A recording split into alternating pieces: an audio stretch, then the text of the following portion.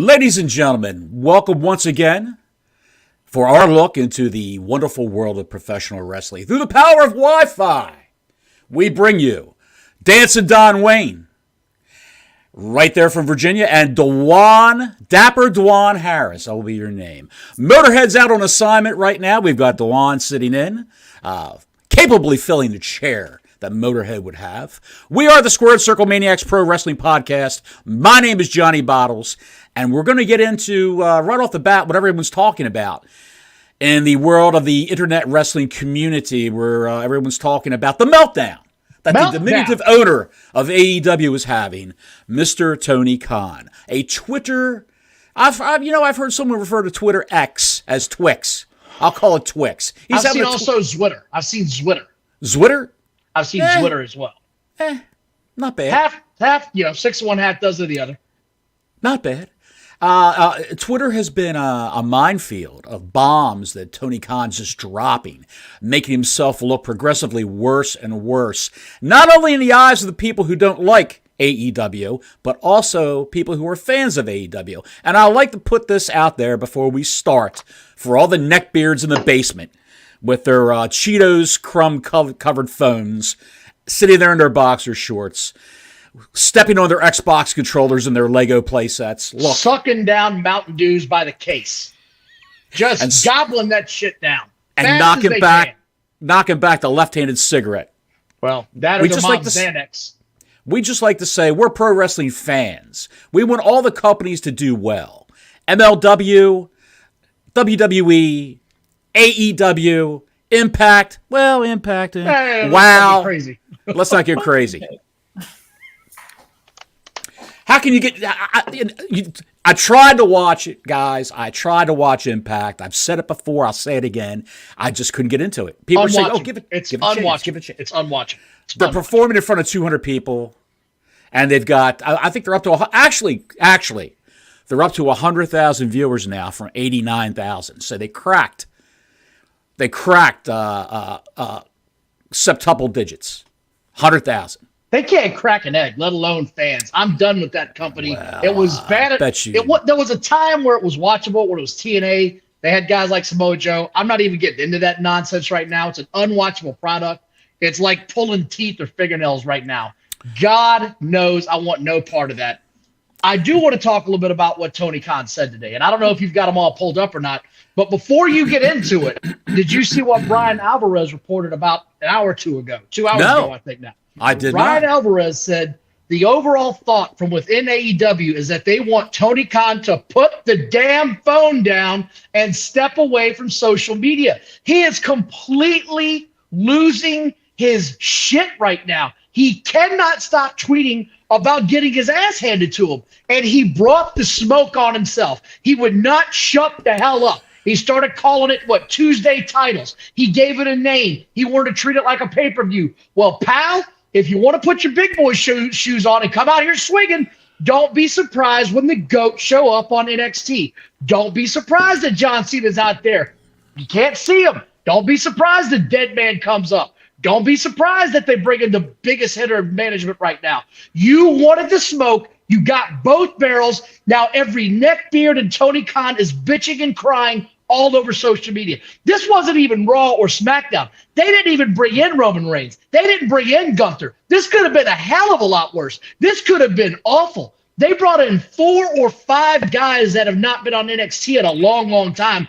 Dom, I consider a cross brand now. He's on Raw and NXT. That's just what it is. They're trying to give the rub some of these guys. Him to bitch about it, I got nothing to say about this guy other than he's a clown. I can't wait to get into some of these preposterous social media things this nut job had. How much cocaine is this guy doing in his house right now?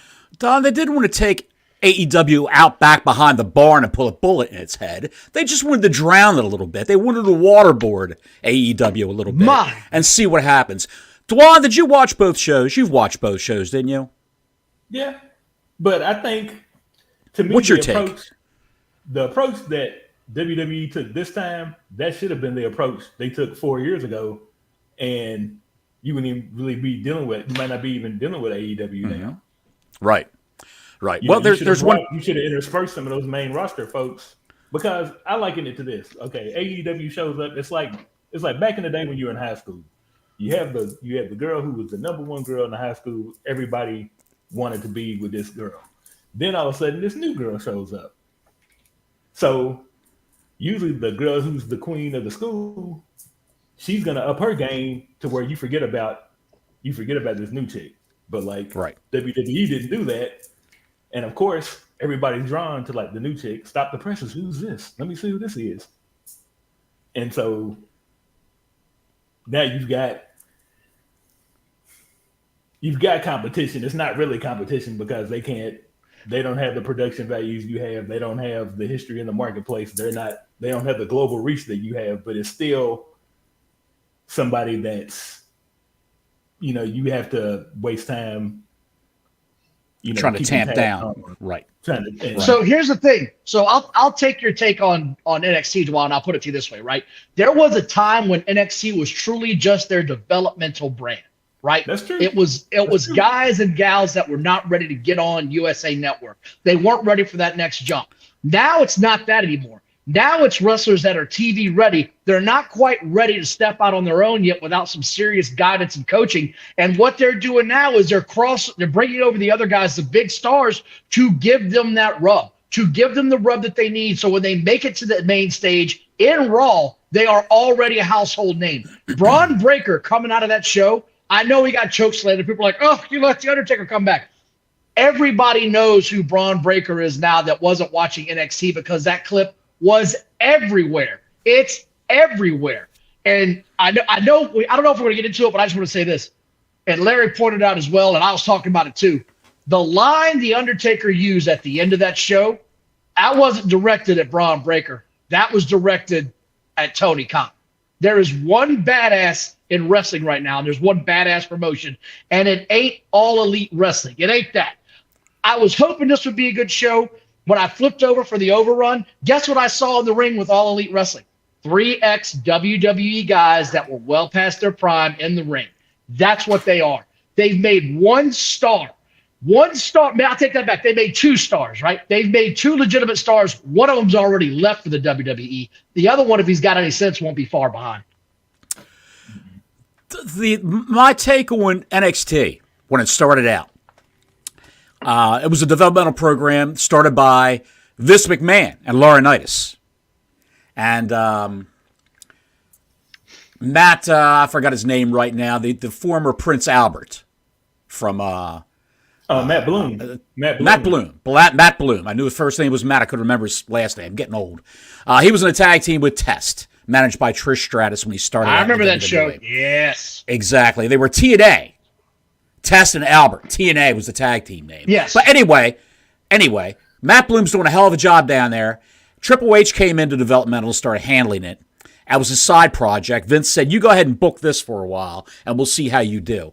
So what he did was he had the idea of bringing in indie workers to work with the brand new people to professional wrestling. So they can get seasoned a little bit. They can see what it's like to work a real match with a real worker who can guide him through or her through the wrestling match. Call it in the ring. This is how we work. Watch out for the hard camera. That's what you play to. This, that, and the other. But it seems the indie workers took over the promotion. The Undisputed Elite, Kevin Owens, Sami Zayn, Kenta was down there for a while. Asuka was brought in.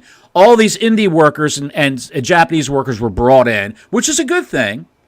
But those workers got phased out and released when Triple H had the heart problem and Vince took over and said, get him out of here. Too much money. We'll get him out of here. Some got called up. Some got released, like Adam Cole, Kyle O'Reilly, Bobby Fish, all those guys. Thank God. And those viewers who tuned in for them view AEW as an alternative to what they want to see. So that's why AEW was doing well for a while when it first debuted. Because it's a new kid. It's a new kid in town. Yes, absolutely. Like Dwan said, the new girl. The new girl in town. I would even go so far as to argue this. The wrestling show they have now is far superior to what they started with 3 and 4 years ago. It's way And you better. know why? The reason why Because they got WWE guys. That's why. The deranged. What are you talking about? AEW or are you talking about NXT? AEW has gotten much better than when they first started with the dildo sucking guy. That was the midget guy, whatever his name was, dildo sucker. That dude was ridiculous, man. Marco Stunt? Marco Stunt growth with the dildo in the face at the indie match, and you never saw him again after that. That was a friend of the Young Bucks. Dude. That's how he got hired. The whole show was trash when it started. It was new. People laughed at it. They thought it was a joke. Well, it's a one-joke show that it's over now. And if they can't get serious about their damn wrestling, I don't know what to tell them. The numbers are in. It was, 929 or 920,000 to 609? Something along those lines. Let me look it up for you, brother. Hang on. I mean, it wasn't close. It was a massacre. I already said it.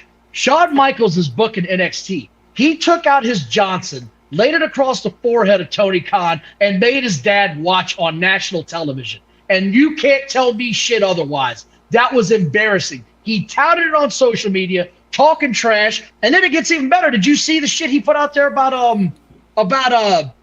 Shawn Michaels when somebody put out there, Shawn Michaels, Booker of the Year, right? This is what I'm talking about the last 24 hours, says Meltdown. Tony Khan on Wednesday said, actually, I'm pretty sure last night blew any chance he had of winning that award. Dude, you just got crushed, whether you want to admit it or not. You had your brand new WWE star in the ring with a dinosaur, with a goddamn dinosaur. What?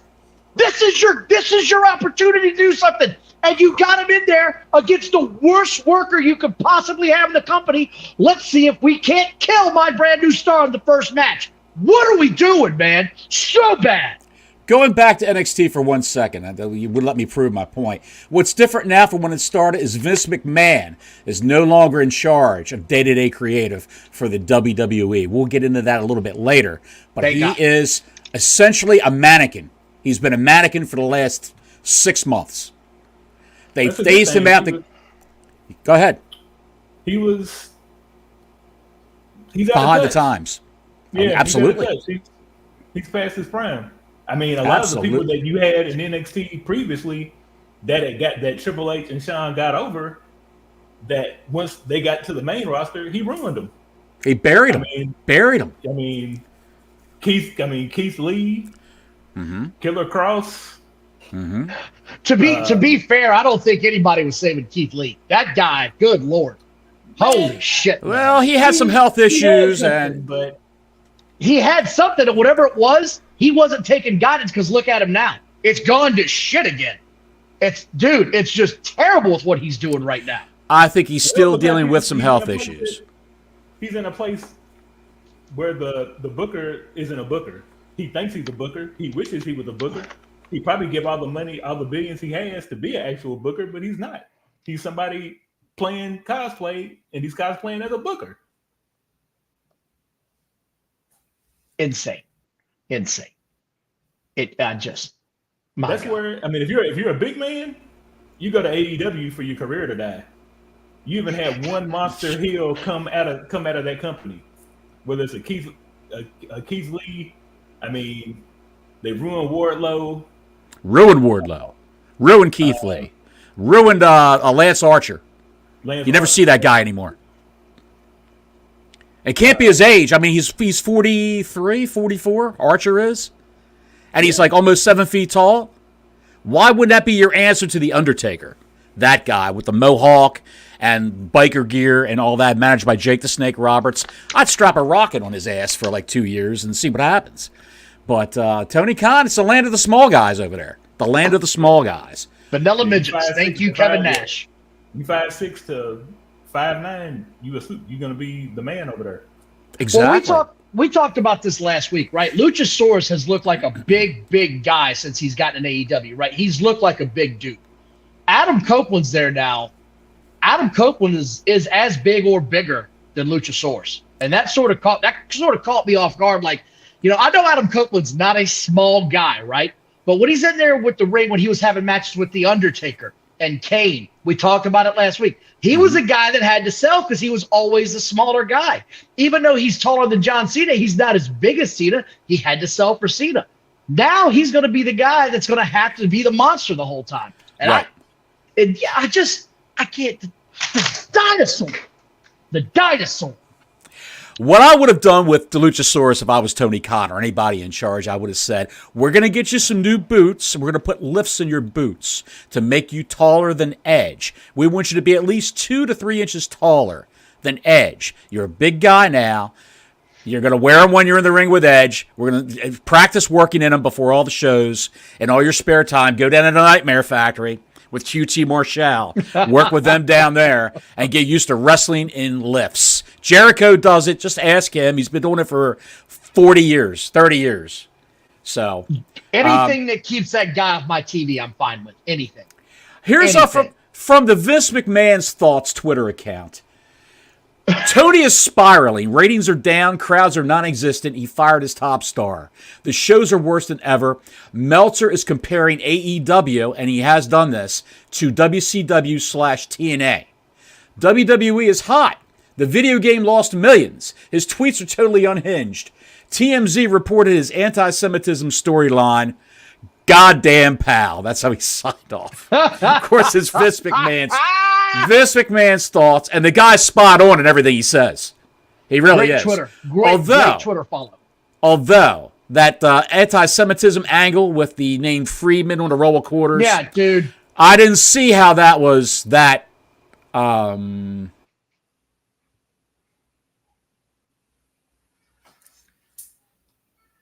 Bottles, did you just freeze up? Bottles might have frozen. I think Bottles just froze on us.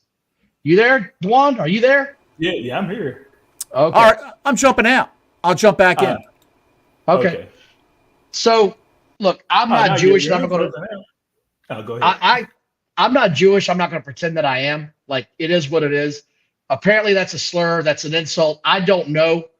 It is. I'm not even going to touch that with a 10-foot pole. Like, if they say that it's anti-Semitism, I don't know. I just know you don't do that right now, right? Like, that's not the angle you pull right now. You leave that alone. You don't touch anything that's even remotely considered anti-Semitic, if you understand it or not. Right now, with what's going on in Israel, you leave that shit be. You let that sleeping dog lie.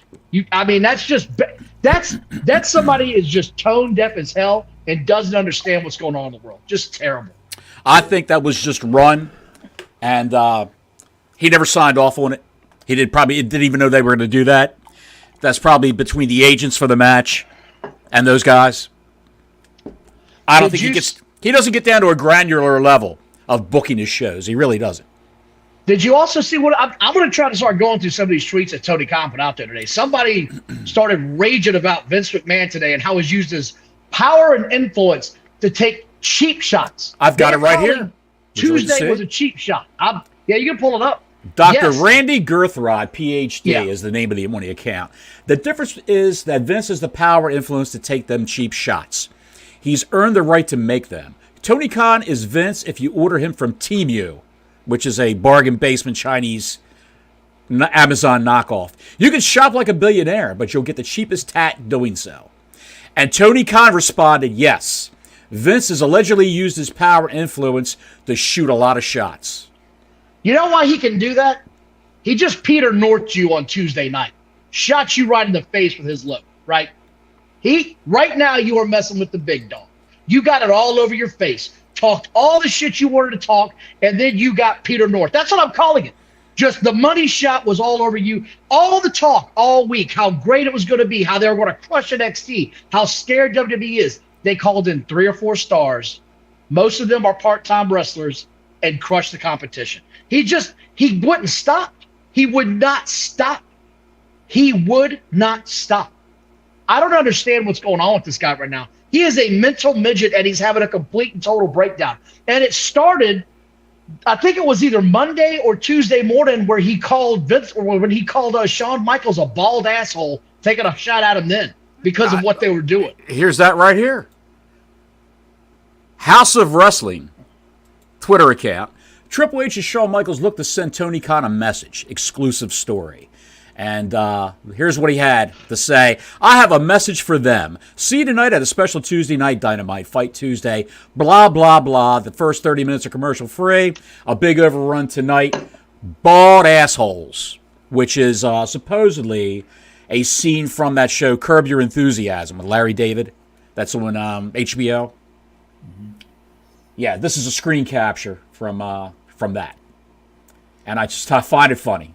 I find it funny that the guy owns a multi-million-dollar company, who's a billionaire, would actually put that on Twitter.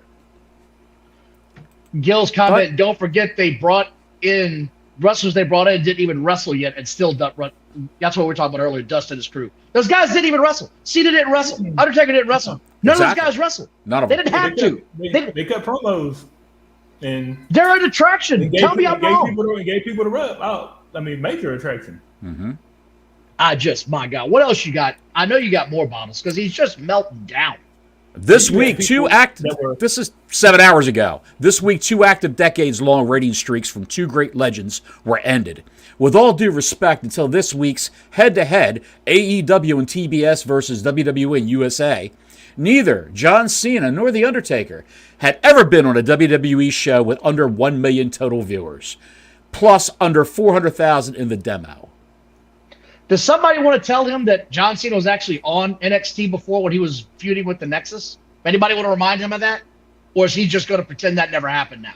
Because that was a thing that actually happened. That happened. He's slowly morphing into Herb Abrams. I can't wait.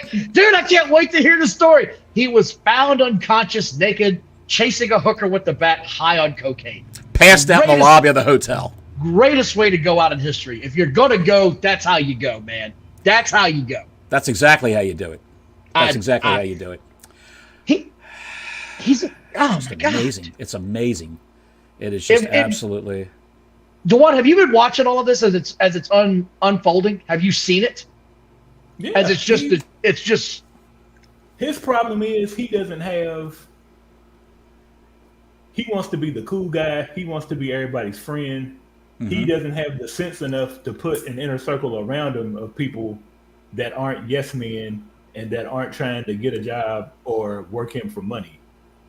He should have an inner circle that can tell him when he's wrong and that he can accept when they tell him that he's wrong to make sure that he's doing things right. He has none of that. Nope. If he none of that. If he had any maturity at all, you go back to All In last year. When that stuff went down with Punk and the Bucks, look, y'all, meet me in my office tomorrow. They come to the meeting. Look, you all work for me.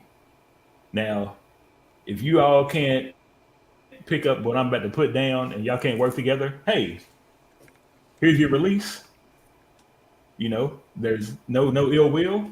I wish you luck down the road wherever else. But if you can work for me, y'all got to work together and squash this. Exactly. But you didn't do Dewan, that. you sound the problem festers and festers and festers.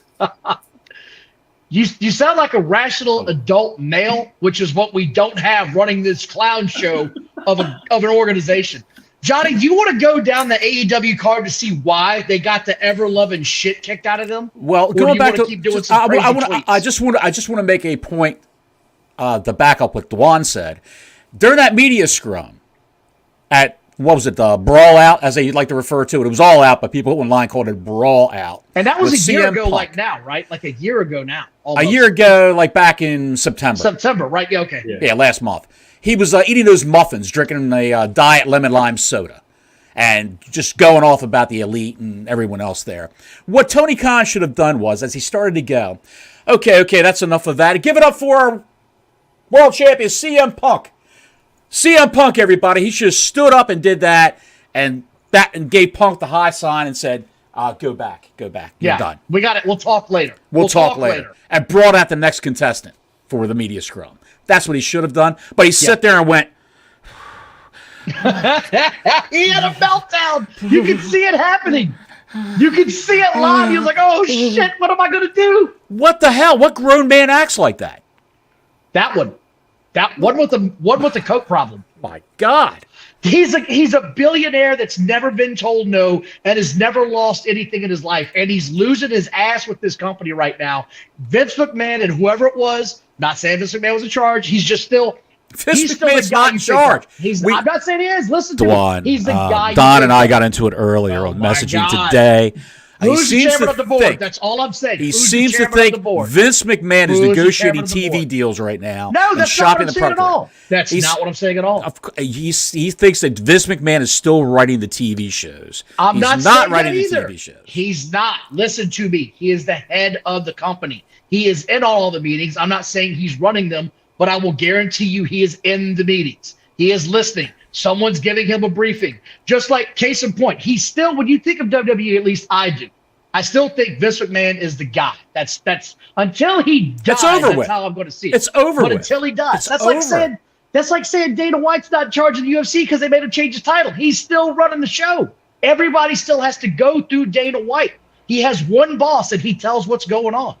I guarantee you Vince McMahon is not in every meeting, but I guarantee you somebody's telling him what's happening. That's my point. I'm sure he's watching the shows, Don, to see what's happening. It's his. He ran those shows for years. I'm sure he's watching every freaking thing, but he's not doing creative anymore. Here's how you can tell. Here's how you can tell. Chad Gable in the main event on Raw wrestling Gunther. Do you think the former Shorty G would ever main event Raw? Of course not. Listen to me. Bronson Reed is wrestling Gunther on Monday for a shot at the Intercontinental title. 2 heels. He fired Bronson Reed. Yes, he did. I'm not saying he's doing the creative. You're not listening to what I'm saying. Shinsuke Nakamura wrestling Seth Rollins. Would that ever happen in a Vince McMahon universe? Goddamn, pal, make an Austin Theory. Austin Theory and Rollins. Book it. I'm not saying he's running it. I'm saying he is still the guy they got to go through and tell what's happening. Look at the chairman of who's in charge of WWE right now. Who runs it? Nick Khan. Brawl. He runs TKO. No, you got the wrong guy. That's Ari Emanuel. Nick Khan. Nick Khan runs WWE. Look at their board. You go to the website right now. Pull it up. Tell me who's at the top. Pull it up. Tell me who's writing the shows. Who's writing the shows? Oh, I have no idea. I think it's actually it's Hunter and Shawn Michaels, I believe. Michaels is doing NXT. Let's look at the. I got the quarter hours right here. The breakdown. NXT starts off with Cody Rhodes in the ring, giving the rub to Ilya Dragunov and Dominic Mysterio. And they set up that match for the NXT Heavyweight Championship. You pointed out Ilya Dragunov is just about as tall as Cody Rhodes. I thought he was a shorter man. Ilya Dragunov, he's destined for big things on the main roster when he moves up. He really is. You're high on him. Dwan, are you high on him? I'm just not. I'm just not that big on that guy. I mean, his promo ain't the greatest, but his in-ring work is good. I mean, I've been a fan of his since, him and when Gunther was still Walter. Yes. And those matches were awesome, man. They were great. His in-ring was good. I'm just not big on him yet, and I don't know why. Maybe he'll grow on me eventually, and I haven't seen enough of him. You don't watch NXT. That's why. Well, I don't watch it a lot. I've just watched the last month or so. I'm just not big on him right now. Maybe he'll grow on me. AEW countered that with a Christian promo in the production truck where he told those, go ahead, you assholes, start the show. He dropped the AH bomb on live TV. I guess it's okay. It's a TV-14 product as opposed to the PG-13 that is WWE. And the opening match was Bryan Danielson versus Swerve Strickland, which would be a marquee match anywhere. This should have been your main event. This match should have been the main event of the show. They could have built it up throughout the show. They could have had some guys rough up Bryan Danielson. And but they didn't do it. Was Kingston the pre-show? Is that what that was? Because I saw that shit. The buy-in with Eddie. We're doing buy-ins on a free TV show. They did a buy-in on a free TV show on YouTube. I watched it. Dynamite. It's just unbelievable, dude. Why? I guess he thinks people are going to turn YouTube off and turn on the USA Network. They won't do that. They'll go from YouTube straight to TBS. It was Eddie Kingston, who you don't want to get people interested in your product by starting things off with Eddie Kingston. Eddie Kingston and Minoru Suzuki. Isn't this like their second or third match in a row now that he's had with this guy? This guy's been on multiple occasions. Minoru Suzuki, he always eats the pin. And unless it's a tag match. If it's a tag match, he'll make the pin. But Eddie Kingston first thing he did, he pulled down his singlet straps. So it hung down below his belly. And I don't know what he's been eating lately. He's been over in Japan wrestling for New Japan. I didn't think sushi had that many calories to it. But he really must be knocking it back over in Japan. Because he looks almost... When you eat 100 pieces. I would like some sushi. How much? All of it. All of it. Give me all of it. Get What 4 or you 5 have, of you bro? guys back there. Slice it up. Good God. I'm ready. Eddie Kingston, it was you hit me, I'll hit you. I'll slap you, always you that way. slap me. A couple forearm shots to the face. Kingston drops. Then Suzuki picks him up. He hits Suzuki. Suzuki gives him another forearm shot. Then he drops. That was it. That was. I just skipped everything, went right to the end, and that was it. It was just garbage. You mentioned the Swerve Strickland Danielson match. I got a question, right? Yes. They've been pushing Swerve Strickland for the past month and a half, 2 months now. As they should. And you're not going to give him this win over Danielson? Like, that's... Are you kidding me, man? Like, I don't understand the thought process of this middle midget at this point in time. What is his deal against... Strickland's caught my attention. He's one of the few guys in his company that has caught my attention that clearly the WWE messed up and let him go. He's got something there. He's gained a bunch of weight since he left. I know that. Can someone explain to me the logic in this? Because you're trying to build a star. Danielson's got maybe a year left in him. This guy could be your new heavyweight champion the next year, and we're going to hose this up? What they should have done is they should have said, the Bryan Danielson and Swerve Strickland match has been postponed because John Moxley is unable to compete tonight. He's still got his brain scrambled from the concussion. So, facing Ray Fenix for the international title will be Swerve Strickland. They're going to make a title change. Fenix was jacked up. He's hurt. So they had to get the belt off of him and give it back to Moxley. Well, they could have given it to Swerve Strickland. That way, the next time he wrestles Danielson, it'll be for that title and put a little more importance on the match instead of a video game match with just two guys thrown together. Made no sense. There was no storyline to entertain me. I saw the results. I'm glad I didn't tune in for this. And I know he's got something going on with Paige right now. If he loses to Paige, man, where are they going?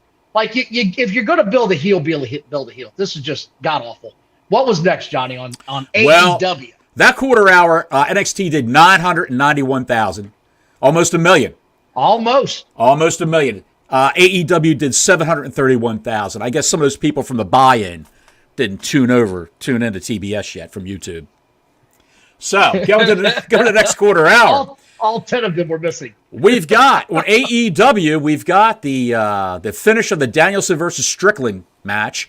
And then we start Jericho versus Powerhouse Hobbs. Another guy that they misused. And we've said it countless times on this show. They've shit the bed with Powerhouse Hobbs. He's a face, he's a heel, he's a face, he's a heel, he's a face, he's a heel. He's turned... Wait. He's also just gone. He's just gone. Just disappeared. Just gone. And then they bring him back. It boggles the mind with what they have to create new stars instead of relying on the WWE guys. But the new stars, once they catch fire, they disappear. Wardlow, gone. Powerhouse Hobbs on the back of the same milk carton as Wardlow. They're probably playing cards with Miro at Miro's house. Who the hell knows what's going on? Have you seen our big guys? Because we haven't. Right. It's terrible. Because the EVPs and all their friends are under 5'11", 5'10". They're all little guys. They are. So they don't want to work against any big guys. It's going to make them look short. That's why they would assign all these small guys. NXT followed this up with, they combated this at 8:15 with Asuka versus Roxanne Perez. Now, here's what's interesting. And Go ahead. Dewan, we talked about this. Dewan, you're a big Powerhouse Hobbs guy. Yes, you like him? Mm-hmm. Did you see the result, or did you just read this? No, I know he pulled off they gave him the squash. Exactly, right? Like he squashed Jericho. He squashed Jericho, yeah. So let me ask you something. Why didn't you put on the other new star over Danielson in the match before? If you're going to put them over, because these are your young stars, you're going to do it on this one, but not the other one? This is what I mean about bad booking. It doesn't make any sense. It didn't add up. And then you're talking about, the WWE match with NXT with Asuka. That match went how it should. Asuka, ex-world champion, multiple-time world champion, beat the shit out of that girl. Yeah. I mean, beat her ass. Undefeated in NXT. Asuka was. She's never lost that title. Had the title for 500 and some days. And when they called her up to the main roster, she dropped the title in the ring, in the middle of the ring, and they had a tournament for it. So she's undefeated in NXT. After that match, which I will say was a hell of a match between the two girls. It was good. I enjoyed it. Yeah. The Pub Rules. We had exactly. That's what it's all about, making a new star. Tyler Bate, Butch, and Ridge Holland. 2/3 of the Brawling Brutes wrestled the Gallus Boys, another faction from NXT UK. This was a little so-so. This could have been done on SmackDown on any Friday night with Tyler Bate substituting for Sheamus. I wouldn't have complained, but it was in that small little area of the performance. It was like a sound stage.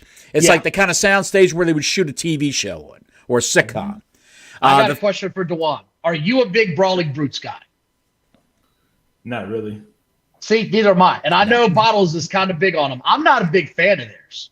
I like them all together. I don't like them individually. I like them all together. I don't even like them together. I like the six-man dynamic.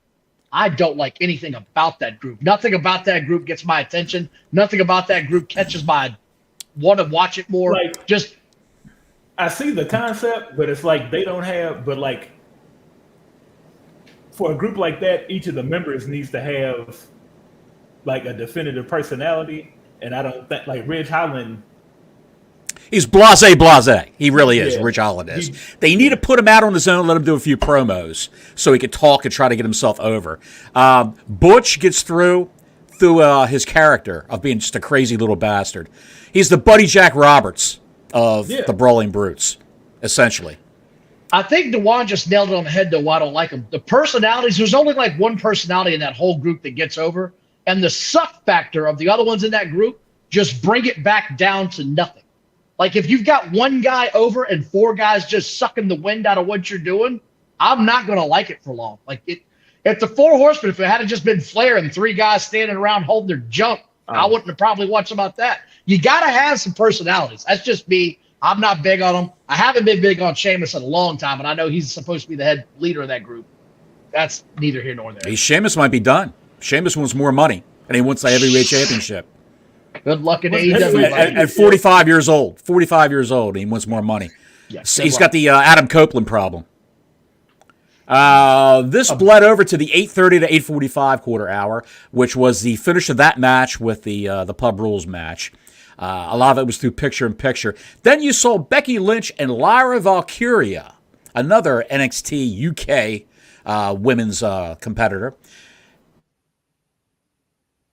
Package, and she's the next contender for Becky Lynch for that title. And AEW followed that up with the last 3 minutes of Jericho versus Hobbs. Hobbs hammering a stake through the dried out heart of Sebastian Bach's uncle, Chris Jericho. That was freaking great.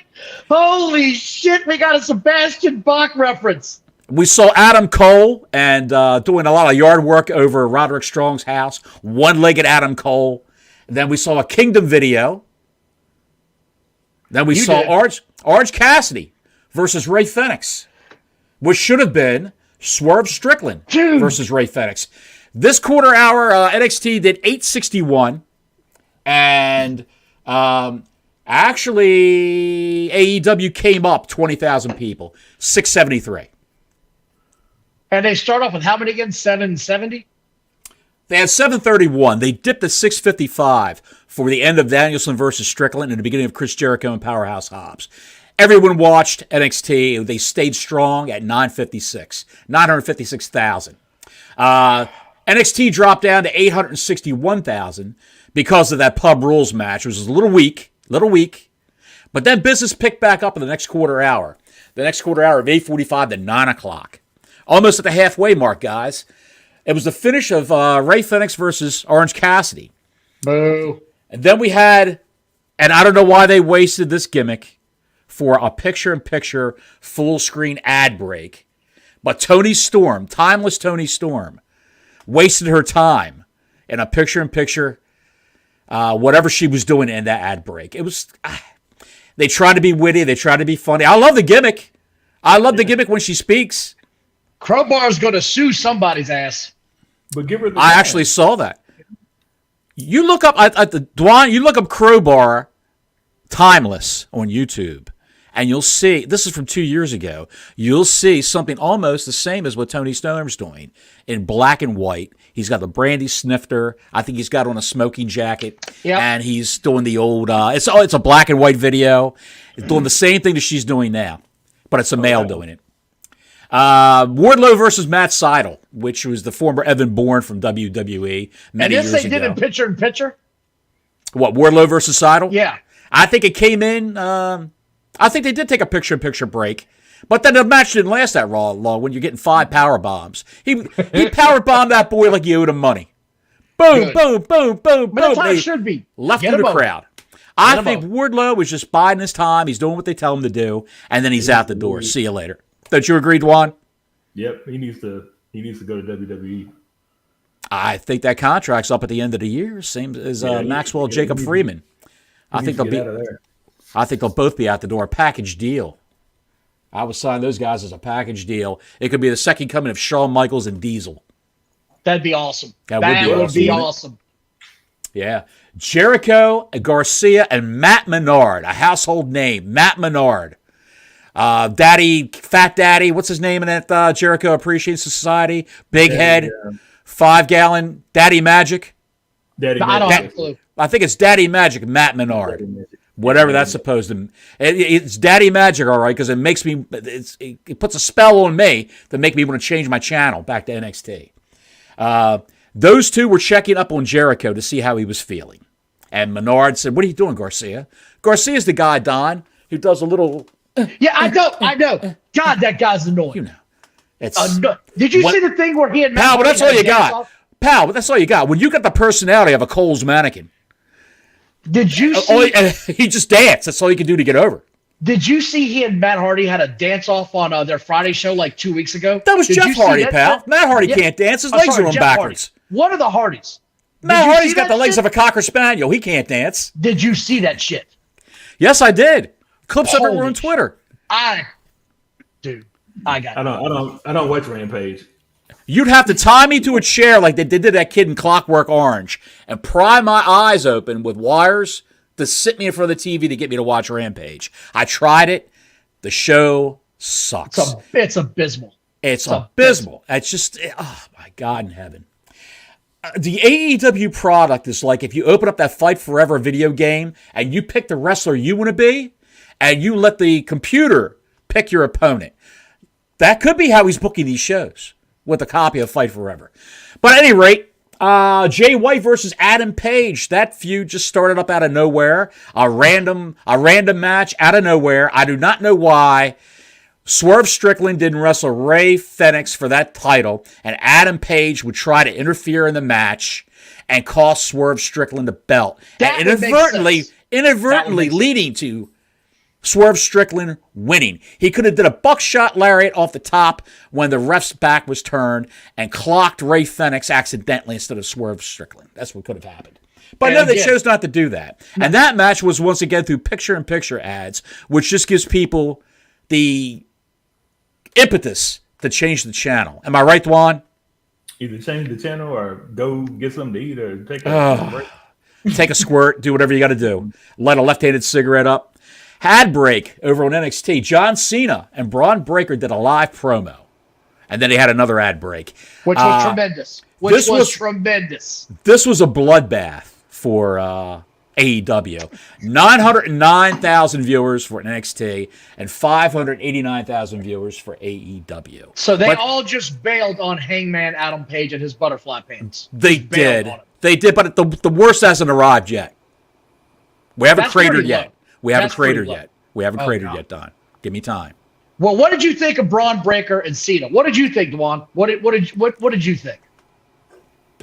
I thought it was a good promo. Like it made, it made Braun look strong because he's coming in as like, I'm the young lion. I'm what's it now. You're a has-been.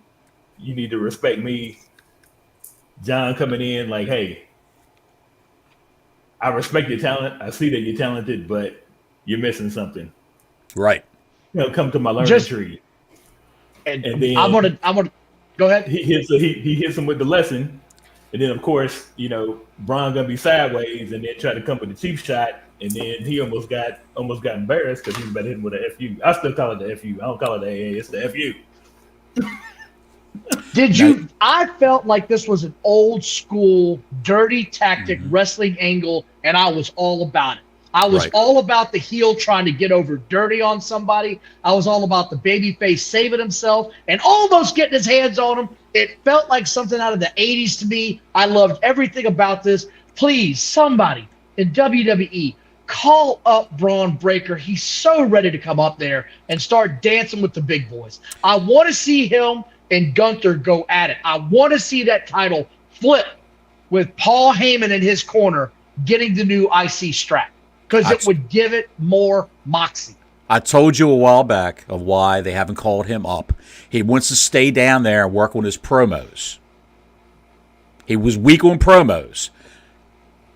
Working with Cena, they gave him an opportunity to be in the ring with John Cena, one of the best on promos, and he acquitted himself well. I think he did fantastic.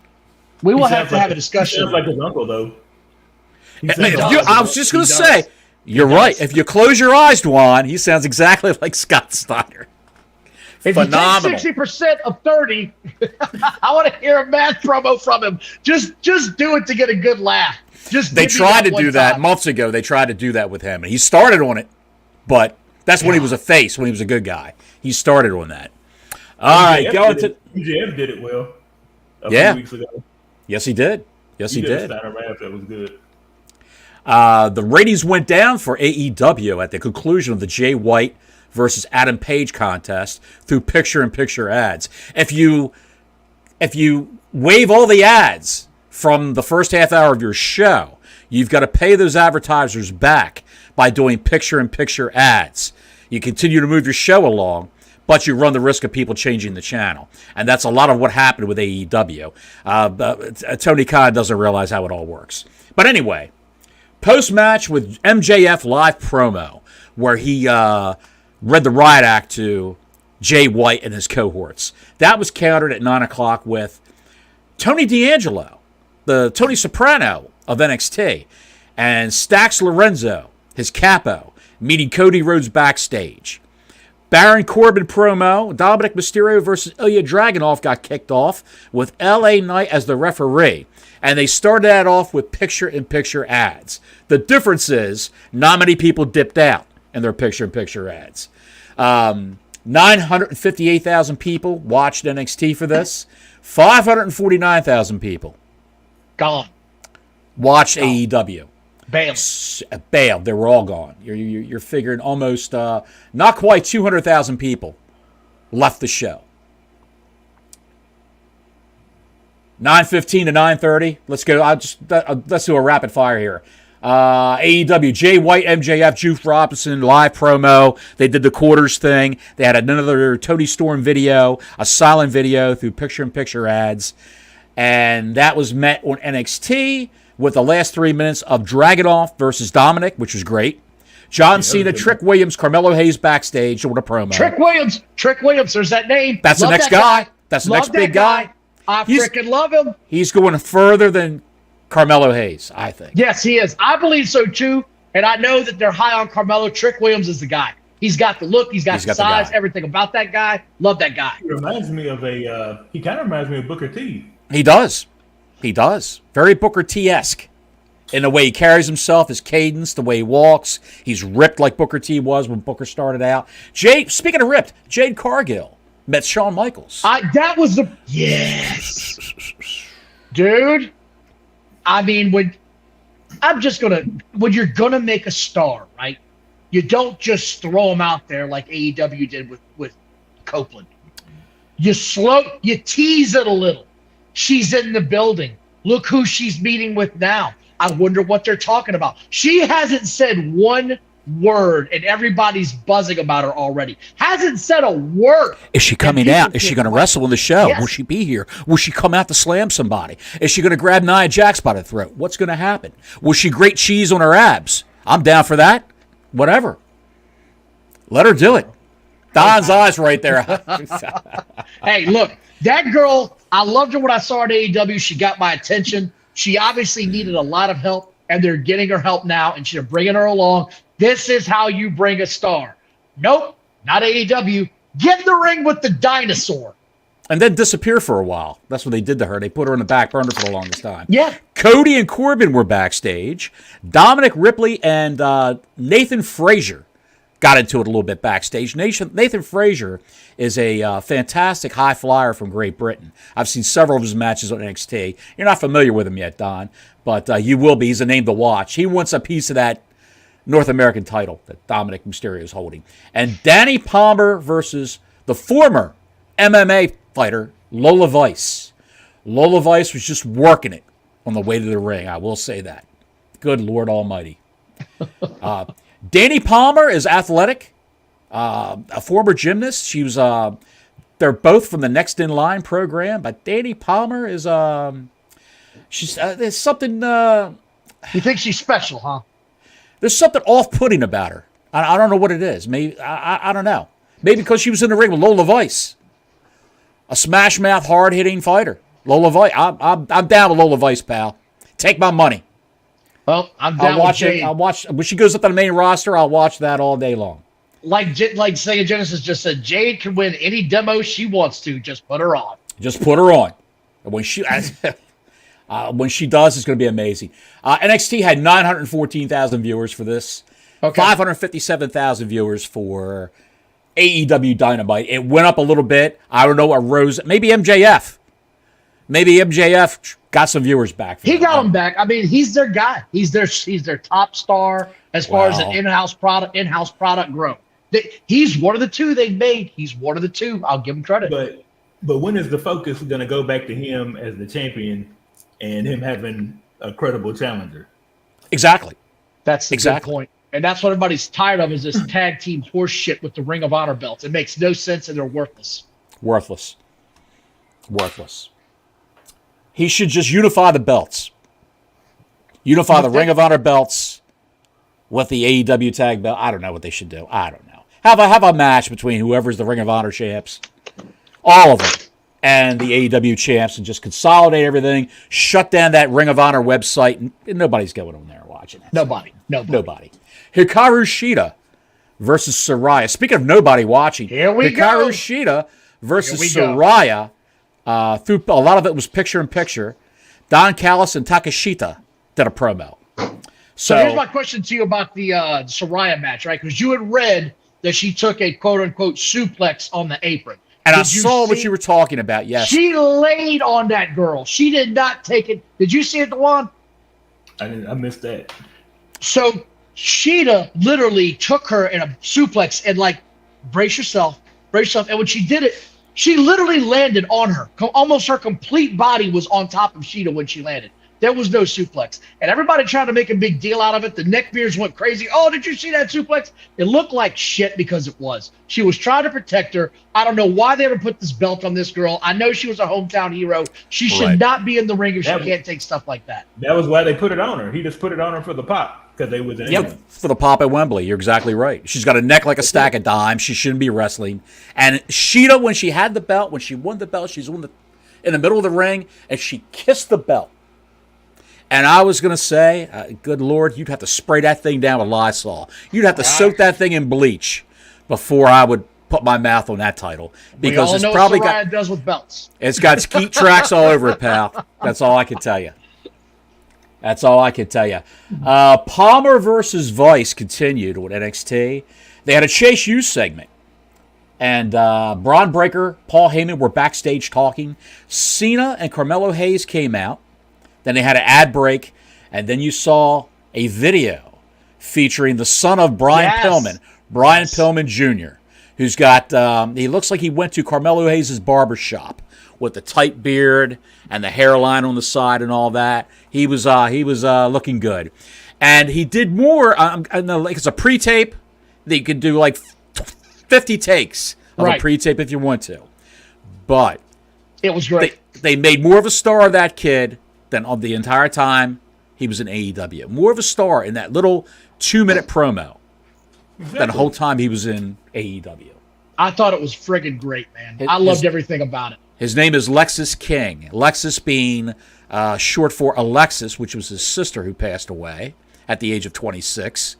And King is the name of his late stepfather, the man who actually raised him.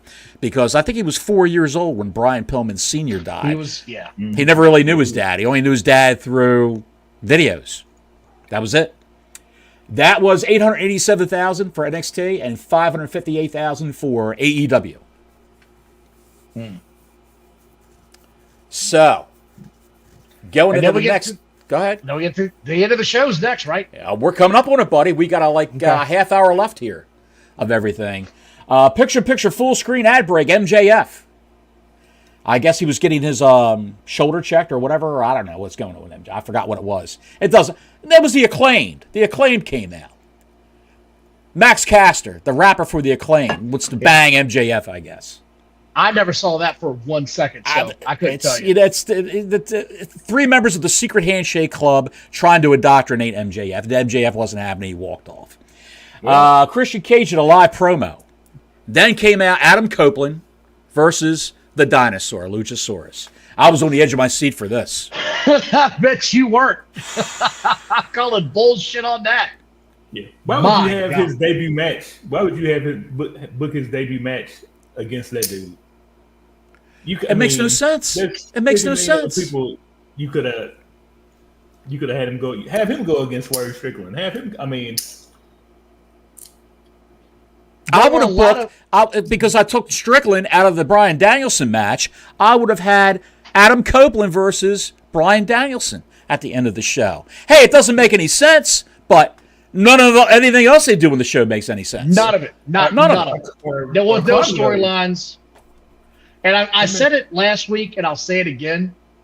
It just felt like a WWE transfer. It's the same music. It's the same entrance. It's the same guy. It doesn't feel like I'm getting any kind of a different version of Adam Copeland, right? So Christian Cage, I feel like that's a different version of him I haven't seen. He reinvented himself. He's a different person. He's doing the best work of his career. Best work of his career right now. I think he is too. He's got it on the mic. As long as he's not wrestling every week, he'll be fine. This just felt like Edge with a different name. I didn't see anything different. Maybe it's just me. I don't know. You guys tell me. I can't understand how Luchasaurus actually. How did Luchasaurus actually give Edge or Adam Copeland problems in this match, Dwan? I mean, I don't understand. They're the same size. It's not like Luchasaurus is booked to be a monster like Kane, and they're the same size. How could he overpower the man? I don't understand it. I don't either. It was NXT. Bad matchmaking. What's that? Bad matchmaking as usual. Of course. Asuka and Tiffany Stratton were backstage at NXT, having a little, come see, come saw. Tiffany Stratton's the next big thing coming up from NXT. Carmelo Hayes with John Cena entered versus Braun Breaker with Heyman. That segment did 866,000 people, and AEW did 559,000 people. It came up 1,000 from the ladies' match. That's it. They cratered out to the entire middle of the 2 hours. They cratered. So, what do you think about Paul with the silver hair? Who's that? Instead of Paul Heyman, because he's not dyed his hair anymore. Yeah, he's all silver now. Supposedly, they were going to work that in as him being stressed out because Roman Reigns has been gone for 3 months. And he's all stressed out trying to keep those guys in line. I think people are just reaching. Everybody's a news reporter for wrestling on the internet. So, but that sounds like a great idea. It does sound like a good idea. That sounds like a freaking great idea. I like that. Yeah. I hadn't heard that. Good call on that. Hey, WWE, if you're listening, that's a great idea. If you're not doing it, that's friggin' tremendous. I'm stressing out, Robin. I'm stressing out. The end of the show, Hayes and Breaker. Post-match was The Undertaker. Undertaker came out and gave the rub to Braun Breaker and Carmelo Hayes. Yep. So it ended happily there. 960,000 people watched that on NXT. So it went back up to almost past the 815 mark. It surpassed that. So it was steady straight across the entire program for NXT.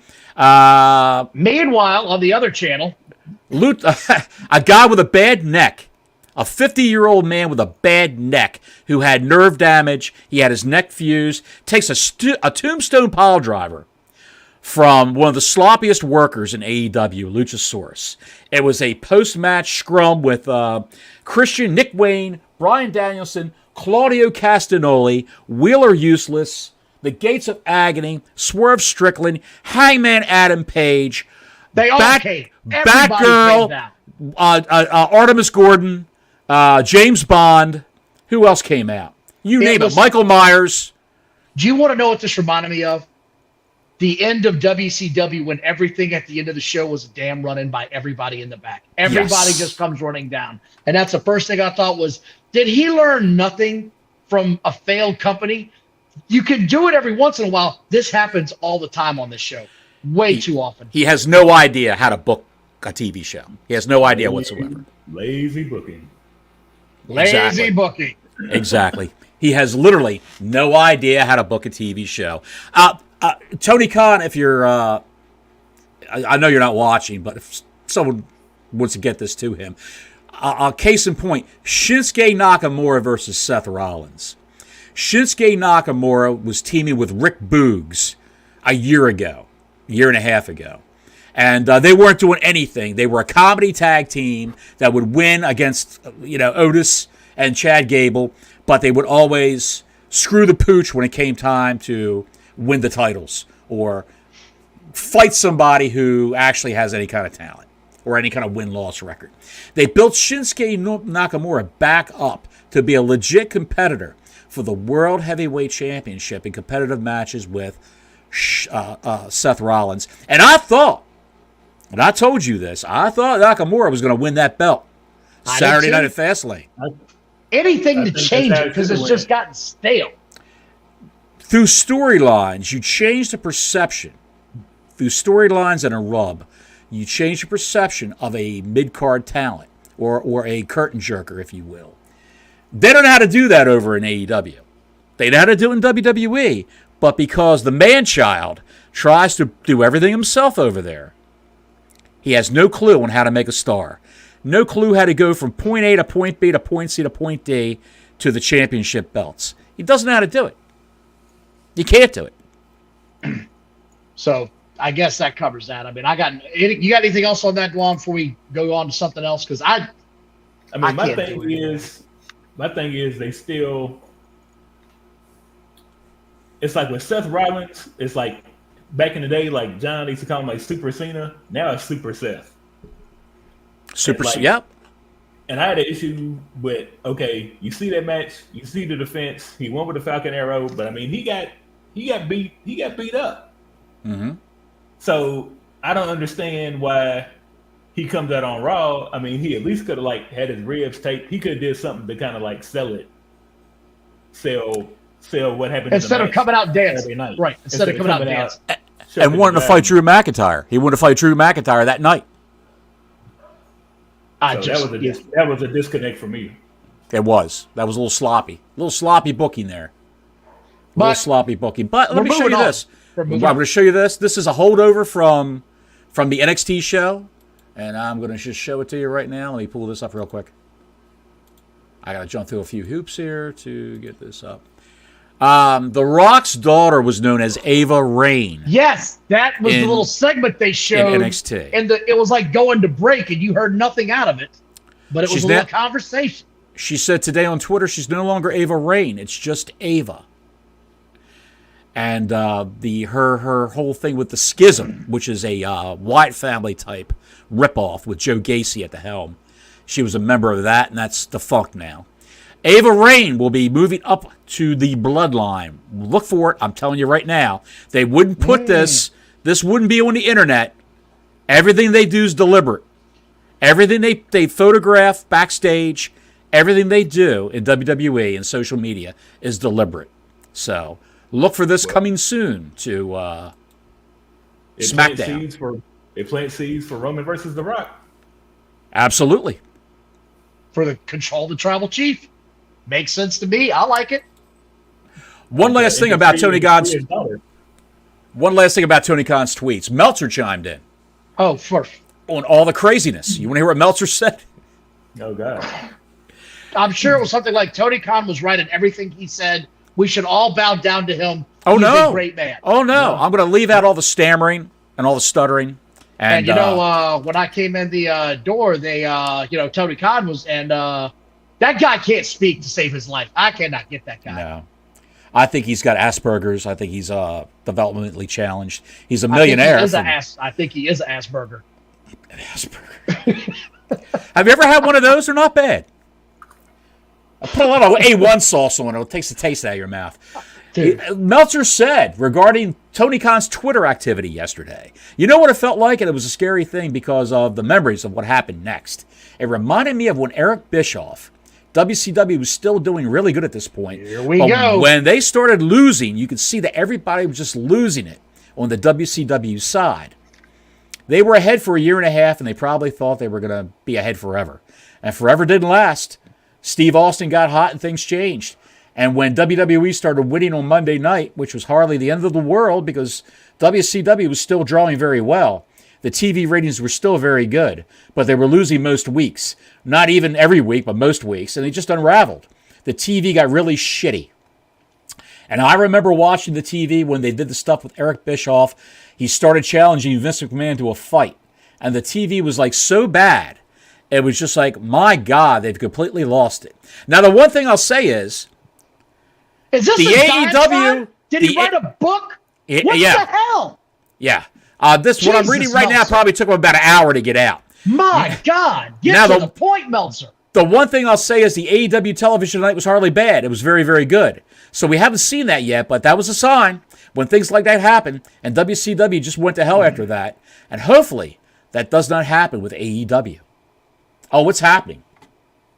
Yeah. He just went around his ass to get to his elbow to say nothing. He said nothing in that tweet.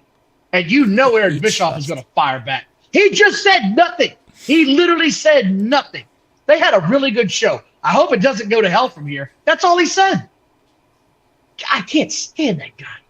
Oh, my God. Meltzer? Meltzer, man. He's a grifter. When he had sources back in the 80s, when he started that newsletter, and I was a subscriber, he had good sources back then. All those guys have aged out. They're all retired. Ric Flair was a big source for him. I was a subscriber, and it was free. It was free back then. If you signed up for his email, you got it for free. I got it for free for like 5 years. Yeah. When he first started doing the internet online stuff, he would send it out for free. Yeah, maybe I just fell upon it one day. His credibility's gone because, I mean, it's obvious, his hand is in Tony's pocket. Yeah, it's had his Tony win Booker of the Year because he's winning in the Observer. He's got the worst shows, and he's Booker of the Year. Meltzer also said this week that CM Punk has not been talking to WWE. They have no interest. Look, if they want a surprise for Survivor Series, they're not going to go and tell the king of the dirt sheets, hey, we signed CM Punk. He's coming in. They want it to be a surprise. They want fans to get excited. And how many people, Dwan, would get pumped up at Survivor Series right before the Roman Reigns match? You hear that guitar riff, and Don? Like Mussolini! Man, the roof would come off. I mean, the roof would come off. Here's the Fly thing. off that place. Ever since this has happened, and I've been watching this carefully, every time there's a mention of CM Punk possibly going, Meltzer comes out and tries to bury him. He's got a personal issue with him because he hurt his buddy's feelings, and I'm done with anything Dave Meltzer says. I'm absolutely done. To hell with that guy. There was one thing I wanted to cover that came up late today, and I don't know if you saw that before we go. Ronda Rousey news. Did you see that? She's retired. That's it. She said she's done with all of it. Good. She's going to walk away. Good. That's cool. She'll come back for a Hall of Fame appearance. They'll put her in a Hall of Fame. I don't think she's done. I think she's done with this contract. She'll come back in 2 or 3 years, kind of like some of the other ladies do, and you'll see her then. That's what I think is going to happen. She'll sign one of those little 6-month contracts. I hope it's a better run than this last one. And this was not good. The head of TKO Sports Ari Emanuel. He was formerly the head of Endeavor. Now he's he's the overseer. He's the be-all, end-all. The Vince McMahon, if you will, of TKO Sports, the joint corporation they formed. In an interview, Don, he said, I would say to you, there's plenty of interest in Raw right now. I know people are like, NBC's out of the mix, and that's why it went down. I think there's three things that happened. They're talking about the stock price. Right, when they announced the SmackDown deal, the USA, the stock price went down. And he says, and that's why it went down. I think there's three things that happened. One, the reason the stock is down is they thought Raw was the best package. I saw a 40% increase, which was in line with expectations. Two, the PFL, profit and loss situation. And three, probably Vince in our deal wanted to be able to put at any point in time his stock up for sale. He's 78 years old. He's been working at this for decades and decades. So I think those are three back-to-back issues. They want Vince tamped down to the point of being out the door. I think he wants out the door too, and I think he's just looking for an exit strategy at this point in time. I mean, my God, you're 78. He got a little taste of it, right? Like he had to go away for 6 months. He got a little taste of it. I think maybe he liked it more than he thought he would. Maybe it's just time to go home and enjoy the last golden years you've got. You know, travel a little bit with your old lady, see the world, maybe get another intern you can hook around with. I don't know. Call me crazy. Get a little intern, Benny. Do something with that. He's got the best money for his stock. Right. And then die 2 years later after he probably gets paid. And the thing is, they're going to get Raw signed to a big deal. They're going to get it. I mean, it's a question of, is Raw and NXT a 2-for-1 package, or is it sold separately? That's the question. That's what I want to see. The thing is, they want NXT to be a contender with Raw and SmackDown for ratings. The reason why they loaded NXT up and they've been putting main roster talent on NXT for the past 2 months. This isn't a new thing. They've been doing it for the past 2 months. Yeah. However, this is the first time they've been up against their competitor on the same night with putting main roster talent on NXT. So, with that being said, they're trying to drive the price up for NXT because, hey, we popped this rating, we popped that rating, we did this, we did that. Last year, we were doing 600,000 to 550,000. Now we're doing 900,000. So, this is what we want for this show. And they said, Ari Emanuel said, hey, with Raw, it doesn't have to be on Monday nights. You want to move it?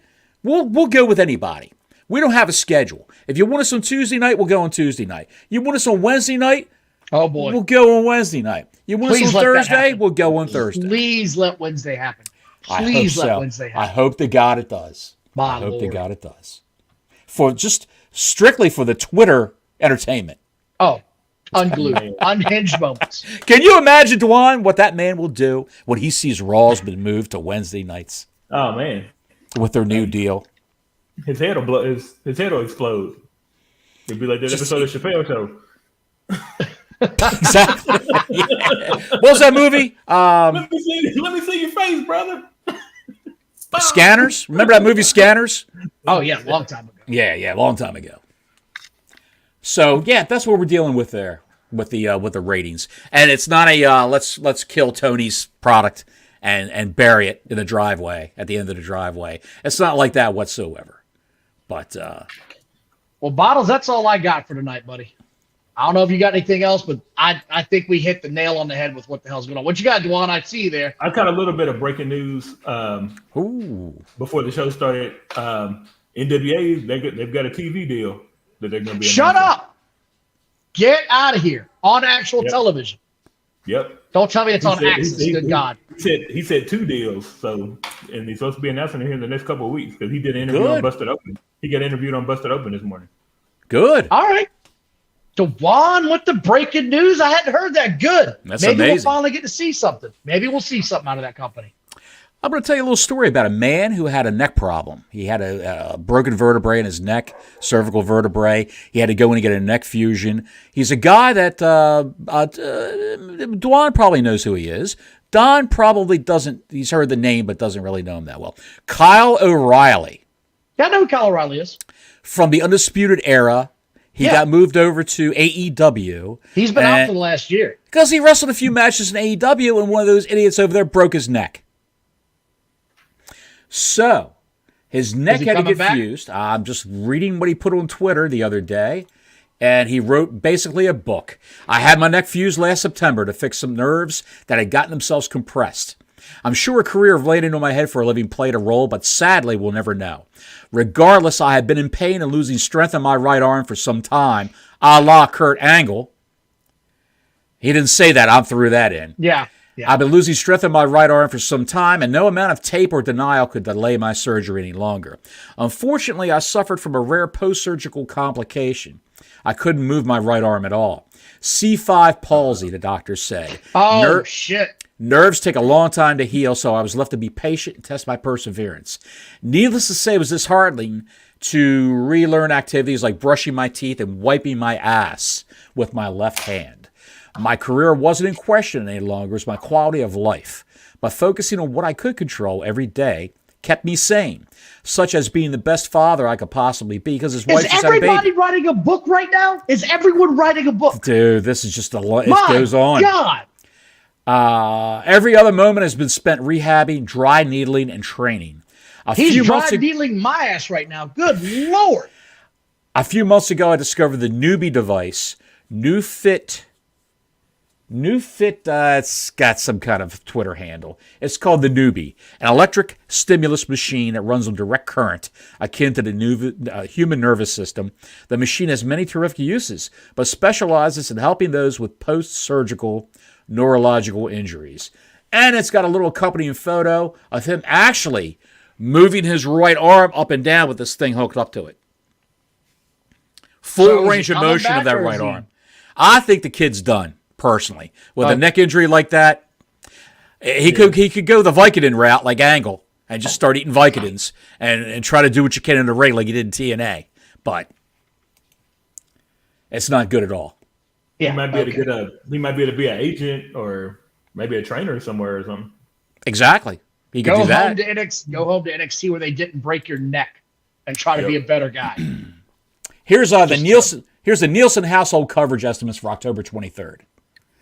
Access TV is in 33.1 million homes, and 44% of those homes watch it. Vice TV, 46.3 million homes, 61% of the people watch Vice. TNT, 70.2 million homes, 93% of the people watch TNT. TBS, 70.3 million homes, 93% of the people watch TBS. USA Network's got a little bit of a reach over the Turner Broadcasting System. Well, it was one of the first cable networks they introduced way back when. It was one of the first ones. It was. 71.1 million as opposed to 70.3 million is USA. USA 70.1. They've got a 1% lead over USA. Now, 75.5 million people have multi-channel households, cable, satellite, whatever, video on demand, and they watch all this. 125 million TV households are in this country. So, I would say 75, good, what do you say, 65%? 70% of those people can get professional wrestling on their televisions. Yeah. Mm-hmm. Yeah. It's pretty much standard in almost every cable package I've ever seen. There's certain areas where you get free cable. It's provided by the county in some rural areas, but they don't provide some of those channels. And I think that's the area that it doesn't get, because you can't get signal with antenna because you're so far away from everybody. Right. And my grandmother lived in one of those areres. I dropped DirecTV. I just signed up with YouTube TV, and I've got all the wrestling shows. They're all on YouTube TV. Right. Even the WWE Network they have videos available on YouTube TV because it's a Canadian thing. Up north is an actual cable network up north in Canada. Yeah, because the networks exist everywhere but the U.S. Yeah, it's on Peacock. So that comes from our friends at WrestleNomics, who you would have to subscribe to his page. But he put this out for free. Yeah, he puts out good a little info, freebie to us. And he said, here's another one from his private account, Brandon Thurston from his account. Shit, wait a minute. Hang on, let me go back. Come on, Brandon. I lost Brandon. Let me scroll down. He says, to whatever extent WWE and AEW have different audiences, Overhyped online by Tribal Warfare, the effect of WWE main roster, PLEs, and even NXT PLEs on Collision is clearly greater than the effect of college football with an audience many times larger. October 10th, NXT and Dynamite go head-to-head when Dynamite's bumped out of the normal time slot. Last year, they went head-to-head on Tuesday, Wait, October 18th. I think they just changed that today, though, because the baseball game's been moved. The baseball game was swept. So I think that's back to its normal time. Well, I'm talking about next year. I mean, last year. Last year. So, yeah, they announced this Saturday it's back to its normal time because the baseball playoff. Right. October 18th, last year, Dynamite won 752 to 676. We're talking thousands. And they crushed them in the demo. Depending on what's on each show, and if NXT is loaded with main roster talent doing something important, it's not a lock Dynamite will win again. Their demo was up 39% in the third quarter of this year, NXT's was. Dynamite was down 11% in their demo. All this is to say WWE setting up for another contract. It's coming. Everybody hold tight. That's all he's trying to say. Get ready. The contract will get worked out. The real question is if it's going to be on network or if it's going to be on cable. That's my only question. And until they get there, who knows? You're exactly right.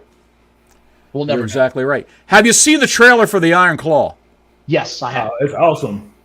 It's amazing. That is absolutely amazing. It looked fantastic. The way they made the Sportatorium look, I was like, you would have thought it was they like did a good job from back in the day. They did an excellent job on that. That was wild, wasn't it, the way they did that? If you haven't seen the trailer, guys, go check it out. It's a great trailer. I can't wait to watch this movie. They got all the right guys playing right characters. It looks like it was a really good casting job. People that don't know the story of the Von Erichs that go see this, they're going to be expecting some wild-ass, shoot fight type, backyard stuff. I don't think they're going to be ready for the tragedy that was the Von Erichs family. I don't think they're going to be ready for that. Let's break it down real quick. You got 2 minutes? I got about a minute and a half.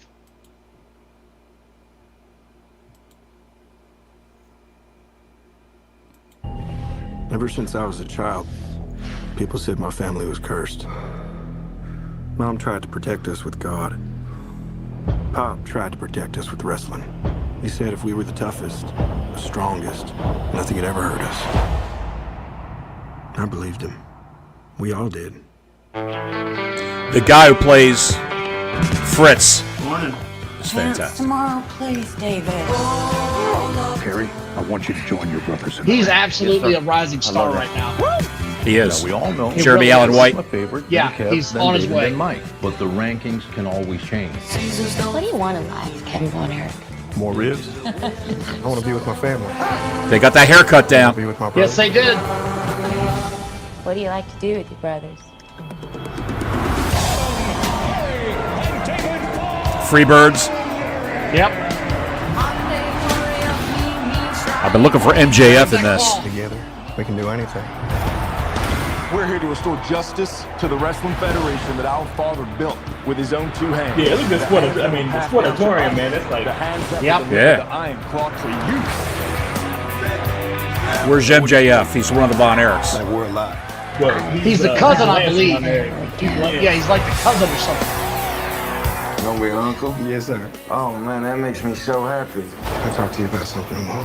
Dad's too tough on us. You gotta say something. Baby, that's what your brothers are for. Feel that? You feel that? That's pressure. You're pushing too hard. I'm fine, kid. Seriously, I'm just sick. I'm scared, man. It all out of control. Terrible accident. I should have stopped him. I need to think about my family. Your job is to wrestle. Live up to that deal, or we are through. I told you to look out for him!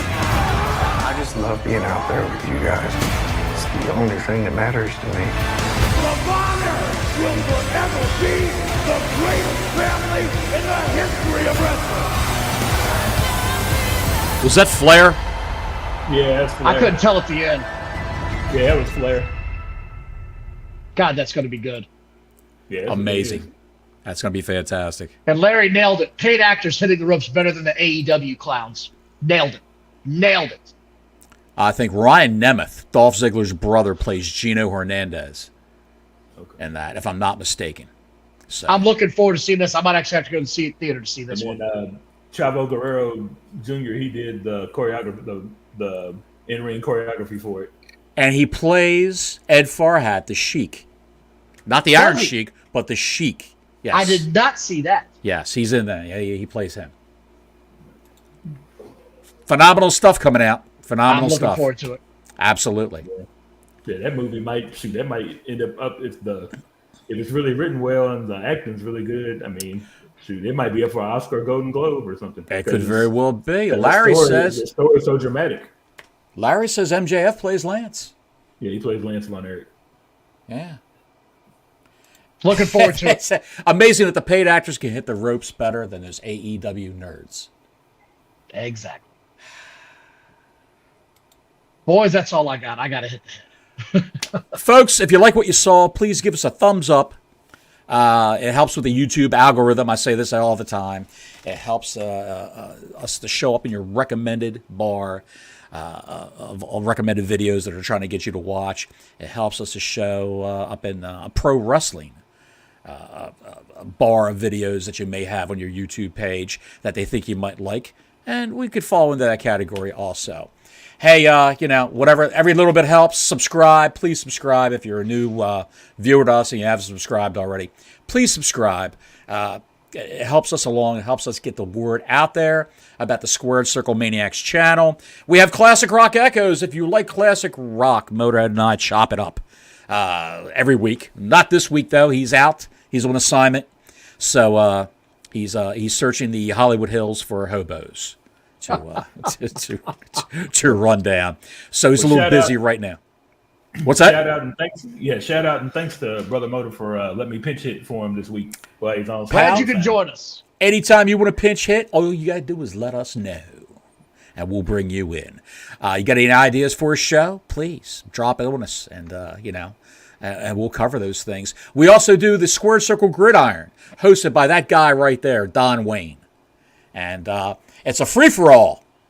It was yesterday. Every Wednesday at 6 p.m. Eastern Standard Time is a free-for-all. He's joined by Ricky Liberati, Ricky Libs, the Philly Fitter, and High Desert Ron, the pontificator of college and NFL football. They will be there to chop it up with you on a weekly basis as to the ins and outs of the professional football scene. All right, that's all I got. Anybody else got anything? Nope. Appreciate you coming on today. Till next week, Gordon Soley saying so long from the Sunshine State.